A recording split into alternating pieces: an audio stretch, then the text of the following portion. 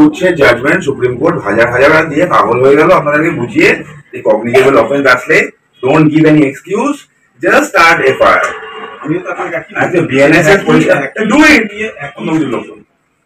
তা আপনারা এটা করবেন না রাইট তাই তো ওকে আপনি পাঠিয়ে দেবেন আমায় জানিয়ে দেন that you will send them to আমরা যেটা রিসিভ করে দিয়েছি যেটা আমাদের প্রসিডিউর আপনি এটা পাঠিয়ে দেবেন ওটু জানি না আমাকে কি করে জানাবো আরে দুয়ে করবে আপনি দেখতেই পারবেন ডিউ কোর্স অফ অ্যাকশন যেটা পাঠানো কবে পাঠাবেন হ্যাঁ কখন পাঠাবেন বলুন আমরা পাঠালে না আমরা এখান থেকে কখন পাঠাবেন বলুন যত তাড়াতাড়ি সম্ভব পাঠান আমি ওয়েট করছি আপনি পাঠাবেন বন্ধ করবেন আপনি এখানে করবেন না তার জন্য জাস্টের নাম আমি নেবো।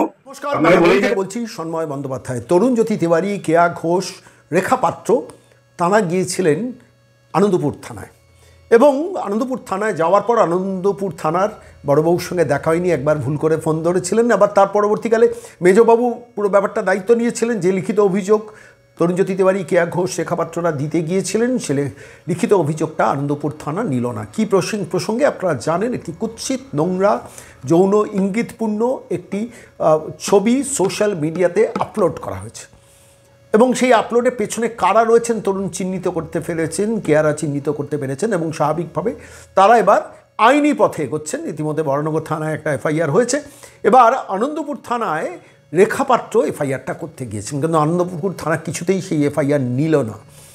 ফলত ধরুন পরিষ্কারই বলে দিলেন যে আপনারা এই এফআইআরটা নিচ্ছেন না, এবার আইনগতভাবে যা যা করার আপনাদের বিরুদ্ধে করবো। আমি বলছি আনন্দপুর থানার কপালে কিন্তু দুঃখ আছে।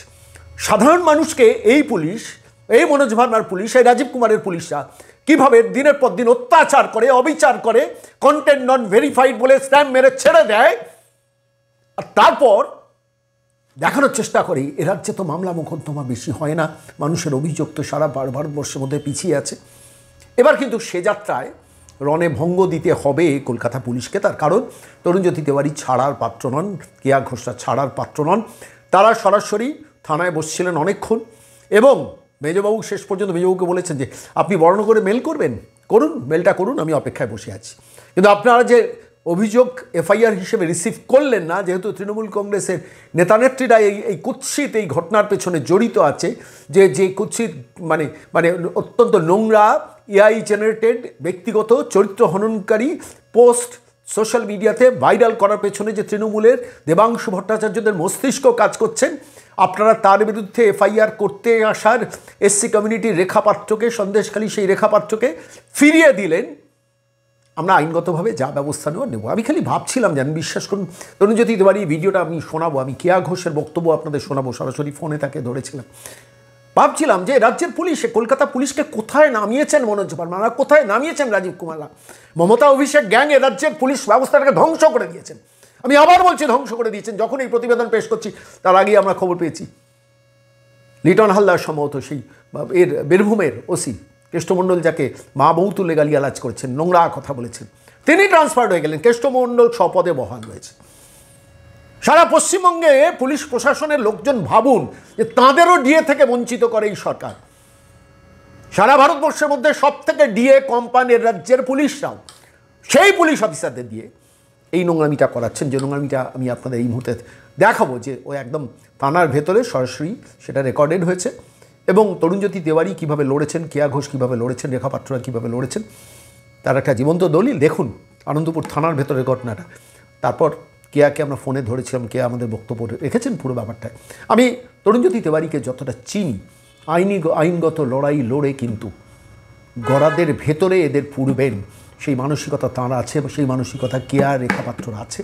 ফলত সেদিকে আমরা তাকিয়ে থাকবো, বাংলার মানুষ তাকিয়ে থাকবেন। কিন্তু এই মুহূর্তে আমার মনে হয়েছে সেই আনন্দপুর থানার ভেতরেই পুলিশ অফিসারটি কীভাবে অভিযোগ নিতে চাইছে না। প্রত্যেকটা মানুষ, বাংলার কোটি কোটি মানুষ, আপনারা নিজেদের বুকে হাত দিয়ে প্রশ্ন করুন, এই অভিজ্ঞতা তো সাধারণ মানুষের কীভাবে হয়। Tarunjyoti Tiwari known face, popular face, Keya Ghosh known popular face, Sandeshkhali Rekha Patra, ভারতবর্ষের প্রধানমন্ত্রী পর্যন্ত তাকে ফোন করেন। সেই মানুষগুলো থানায় গিয়ে বিচার পাচ্ছে না।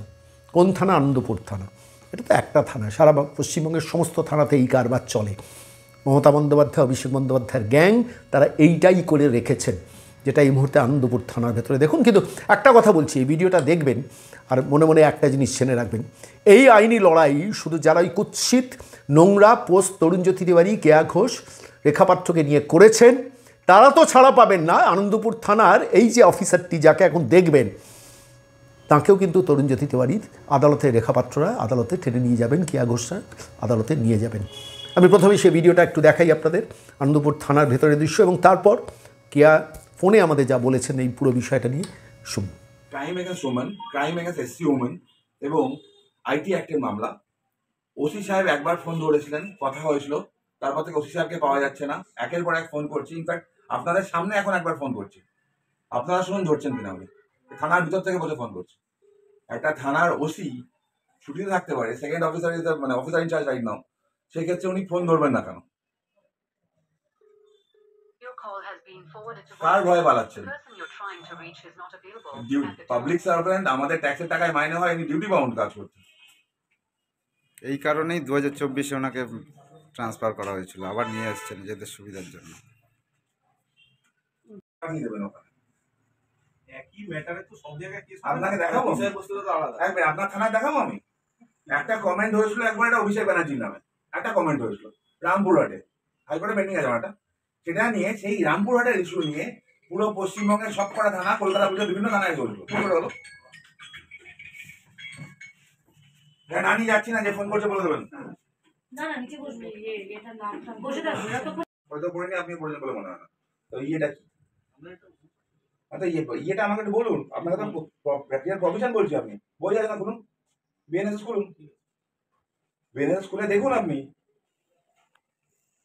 একই সাবজেক্ট ম্যাটারে তো সব একই সাবজেক্ট ম্যাটার নয়, this is specifically SC women নিজে কমপ্লেন করছে, অ্যাট্রোসিটিস, একই সাবজেক্ট ম্যাটার নয়। আপনার বুঝতে অসুবিধা হচ্ছে।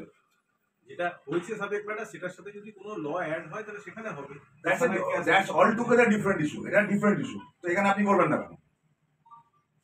এটা আমরা ওখানে পাঠাবো, ওখানে না আপনি এখানে করবেন না কেন?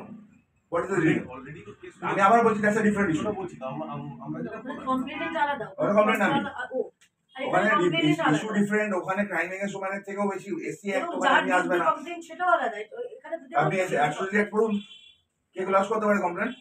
ওখানে এটা ইয়ে অ্যাট্রোসিটি অ্যাক্টে লজিক কমপ্লেন কে হয়? তাহলে কি করে হবে? ঠিক নেই সাহেব, অ্যাবসলিউটলি ঠিক নেই। অ্যাট্রোসিটিস অ্যাক্টে এটা জেনারেল কে কমপ্লেন কি করে হবে?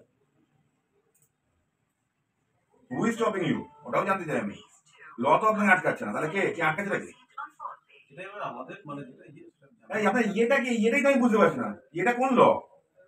আপনি আমাকে এসসি অ্যাক্ট দেখান না, আমিও দেখি একটু, যে একজন এসসি ওমেন ছাড়া অন্য কারো কমপ্লেন হতে পারে।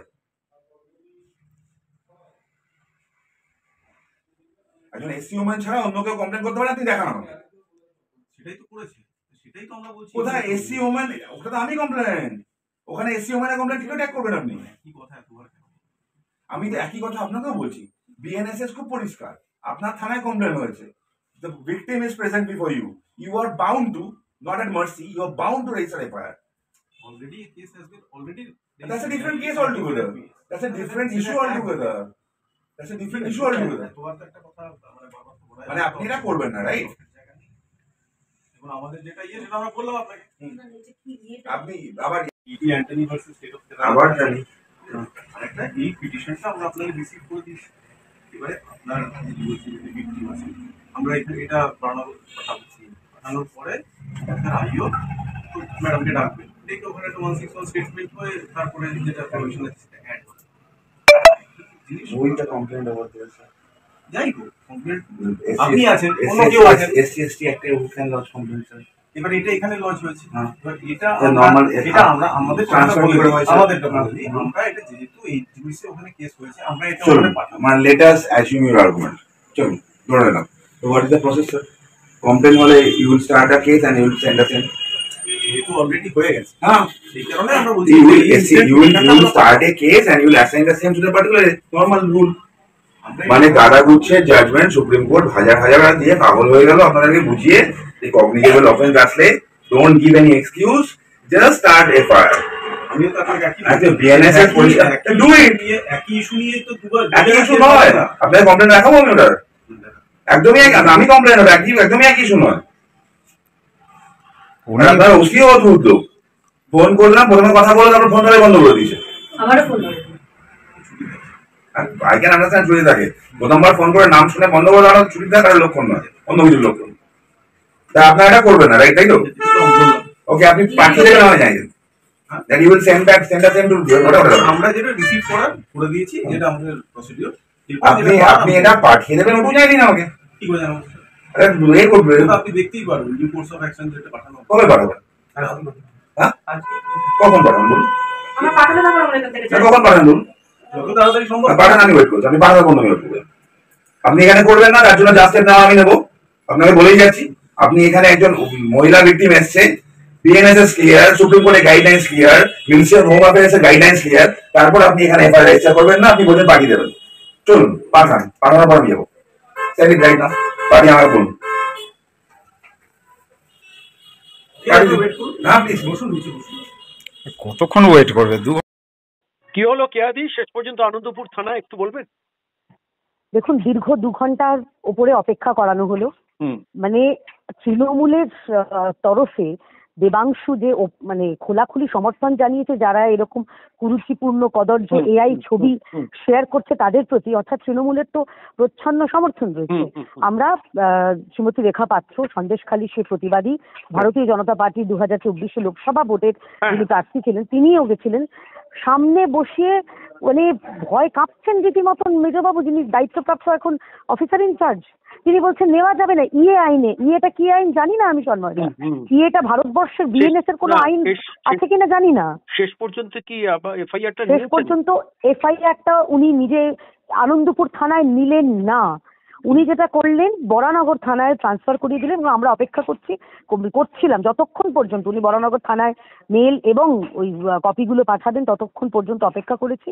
অবশেষে উনি দয়ার শরীর ওনার, উনি পাঠালেন এবং তারপরে আনন্দপুর থানা এবং এই যিনি দায়িত্বপ্রাপ্ত মেজবাবু ছিলেন তার বিরুদ্ধে তো যা ব্যবস্থা নেবার আমরা মহামান্য আদালতে যাবই।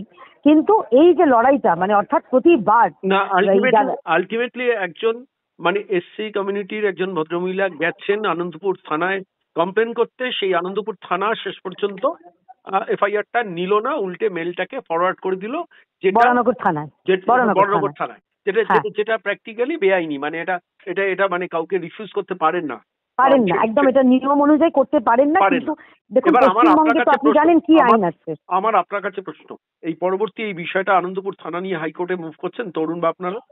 নিশ্চয়ই করব, আমরা ব্যক্তিগতভাবে করব। আমাদের কাছে শীর্ষ নেতৃত্ব তারা আশ্বাসবাণী দিয়েছেন যে আমরা গো হেড করতে পারি। কারণ এইটা তো শুধুমাত্র দেখুন আজকে আমাকে বা রেখা দিতে বা ভাই এটা যে কাউকে নিয়ে হতে পারে। মানে সন্ময়দা আপনাকে বলি, আপনি ভাবছেন বা আপনার যারা দর্শক রয়েছেন, যারা শ্রোতা রয়েছেন, তারা ভাবছেন যে বাড়িতে মেয়েরা আছে সুরক্ষিত আছে, বাড়িতেও মেয়েরা সুরক্ষিত নয়। যে কোনো ছবি যে কোনো সময় এআই করে কুরুচিপূর্ণ কদর্য করে করতে পারে। ডিজিটাল যোদ্ধার পেছনের কনসেপ্টটা তো এইটাই, মানুষকে হিউমিলিয়েট করে মানুষকে বসিয়ে দাও।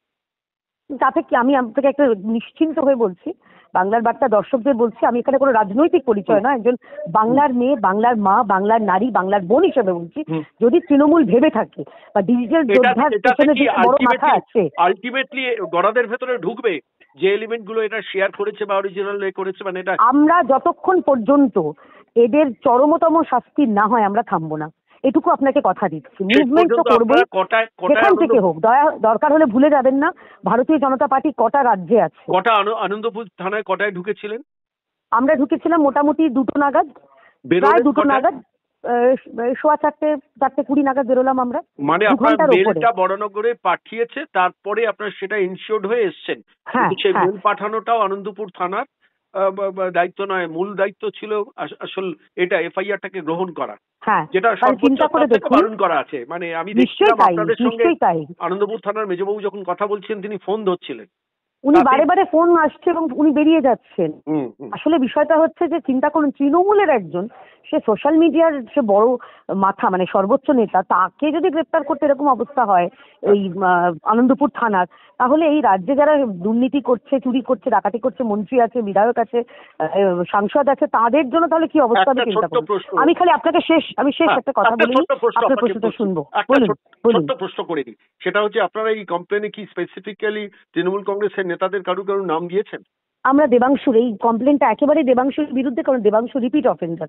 এর আগেও যখন লোকসভা ভোটের সময় রেখাদিন তার ব্যক্তিগত ইনফরমেশন সে পাবলিক করে দিয়েছিল, এবং এবারেও যেভাবে মেলাইন করা হয়েছে এবং যে মেলাইন করে তার পাশে সম্পূর্ণ সমর্থন নিয়ে দেবাংশু দাঁড়িয়ে প্রমাণ করলো যেটা ওই ডিজিটাল যোদ্ধা, মানে এটা তো কোনো যুদ্ধ নয়, এটা হচ্ছে অসভ্যতামি, যেটাকে ইতরামি বলে, একদম ইতরামি করছে এরা।